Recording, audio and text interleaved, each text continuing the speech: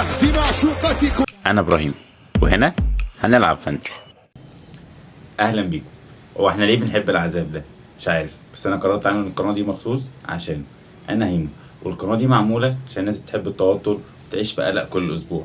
ايوه، انا بتكلم عن الفانتسي، اللعبه اللي بتخليك قاعد تتفرج على ماتش ما بين برايتون وولفز كانه نهائي كاس العالم. مش فارق معاك مين هيحصل له ايه، المهم لعيبتك ما تاخدش انذارات، المهم ان لعيبتك تعمل اسيستات او تجيب اجوان. هنا هنتكلم مع بعض، هنحلل، هنقول اداء، هنشوف مين تجيبه، مين ما تجيبوش، مين تبيعه، مين تشتريه، مين هينفعك، مين هيخزوقك. هنا هنحلل مع بعض، هنقول رأينا بس بشكل مختلف.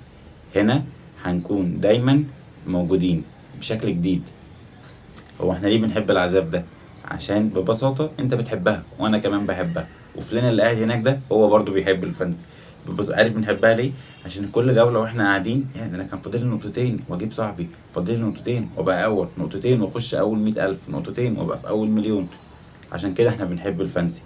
وخليك عارف زي ما انا عارف ان احنا هنا هنفضل مع بعض، سواء فرق ركبت الترند وهنشوف فرق سابت الترند، ايا يكن احنا هنفضل مع بعض، سواء بقى ضحكنا او ما ضحكناش، المهم ان هنبقى سوا وهنشوف الفانسي بشكل جديد. وخليك فاكر ان مصر هي تاني اكبر دولة فيها ناس بتلعب فانسي، يعني احنا بنحب الدراما والدراما لعبتنا.